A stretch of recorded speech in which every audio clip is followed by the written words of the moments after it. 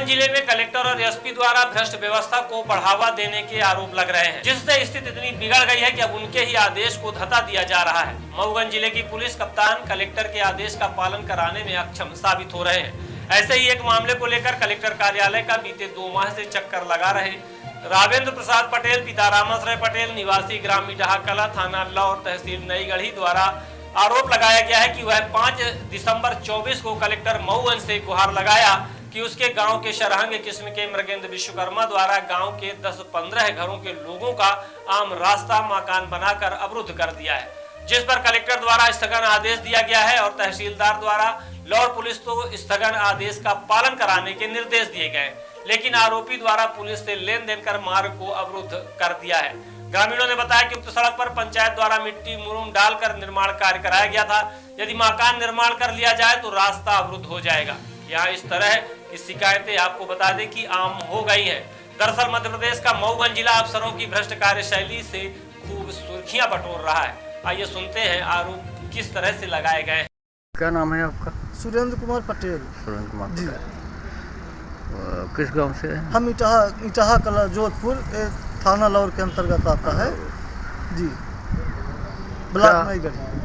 क्या मामला है आपका? मामला सर एक हमारे गांव में सड़क थी, बहुत पुरानी बस्ती थी, हम लोगों के पूर्वजों की माने पीढ़ी दर पीढ़ी की बस्ती है और उस बस्ती के लिए सर एक रास्ता जाता था 12 फीट का और जिसकी लंबाई आधा पवन किलोमीटर थी सर।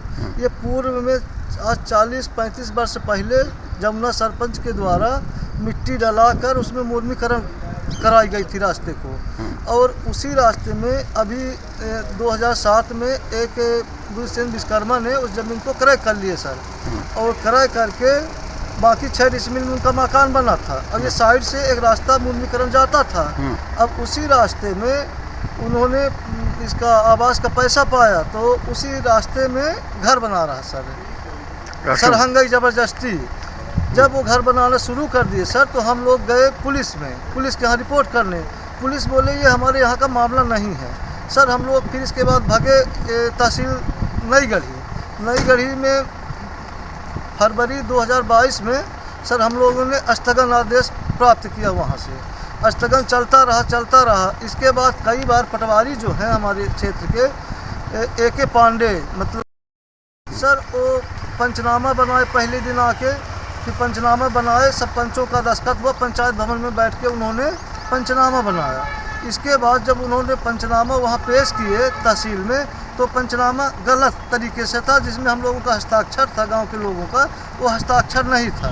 फिर हम लोगों ने शिकायत किया तहसीलदार महोदय से, फिर उन्होंने RI को और एवं टीम गठित करके पंचनामा प्रतिवेदन बनाने की मांग की है। मतलब पटवारी ने लेन देन करके जी पंचनामा बदल दी। इसकी शिकायत की है आप लोग? उसकी शिकायत हम तहसीलदार से की है सर। फिर क्या करने के बाद फिर जो है तो सर हम लोग फिर तहसीलदार स्वयं मौके पे गए, अब मौके पर जाके और स्थल निरीक्षण किए। स्थल निरीक्षण में रास्ता पाया गया। पंचनामा में उन्होंने भी कोटवार वगैरह सभी थे सर, और उस पंचनामे में उन्होंने दस्तखत किए हैं कि रास्ता में घर बनाया जा रहा है। फिर 4/4/2023 को पुनः पटवारी का आवेदन बनाते हैं, प्रतिवेदन बनाते हैं। वही पटवारी एक प्रतिवेदन फिर बनाते हैं कि जो है तो ये उसकी निजी पट्टे की भूमि और कुछ नहीं लिखे रास्ता उसकी निजी पट्टे की ज़मीन है और तो अपने पट्टे में घर बना रहा है। फिर इसके बाद तहसीलदार महोदय उसी दिन लेन देन करके स्थगन को अपास्त कर दिए, जबकि तहसीलदार महोदय स्वयं स्थल निरीक्षण किए हैं, अपने स्थल निरीक्षण में लिखे हैं। कौन है तहसीलदार? तहसीलदार उस समय पाटिल थे सरकार के कोई थे, उन्होंने ऐसा किया। अब क्या है? फिर अब क्या है सर, हम लोग व्यथित होकर के कलेक्टर महोदय से स्थगन आदेश प्राप्त किए 4 मतलब 16 फर्स्ट को मतलब 16 जनवरी को माननीय कलेक्टर महोदय जी के यहाँ से स्थगन आदेश प्राप्त किए।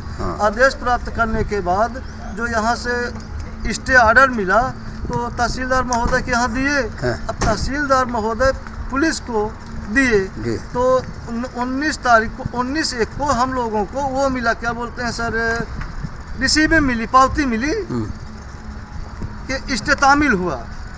फिर इसके बाद जब स्टे तामील होने के बाद, हम लोग को रिसीविंग होने के बाद, अब वो 20 तारीख 21 तारीख को मकान बना रहे थे सर। तो हम लोग पुलिस को बार बार जाके लिखित आवेदन दिए सर, आवेदन हमारे पास है।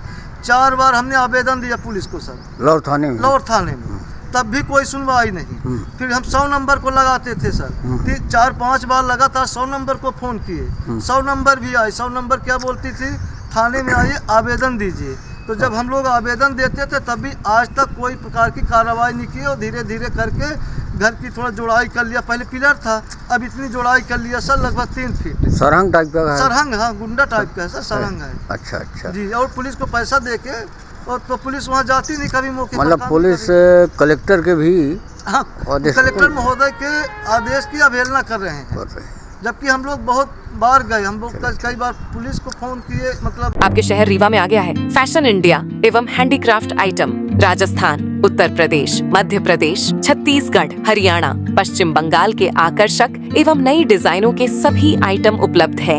एक बार अवश्य पधारे फैशन इंडिया एवं हैंडीक्राफ्ट आइटम। नई वैरायटी के साथ सीमित समय के लिए। समय प्रातः 10 से रात्रि 9:30 बजे तक। हमारे यहाँ मार्बल मूर्ति, jute bag, fancy bag, jeans, T shirt, jacket, sweater, lower, पर्दा, कंबल, फैंसी रजाई, sofa cover, table cover, ladies T shirt, top jeans pant, palazzo set, cotton pant, जयपुरी बेड सीट, सूट पीस, बनछेद साड़ी, बनारसी साड़ी, फैंसी टॉप, साड़ी दोहर, nightie, handloom दरी, लखनवी चिकन टॉप, जयपुरी suit, handloom bag, cushion cover दोहर, मेरठ की खादी कुर्ता पैजामा, शर्ट और भी बहुत कुछ उचित दामों में उपलब्ध है। हमारा पता है समदड़िया गोल्ड मॉल, सिरमौर चौराहा, रीवा।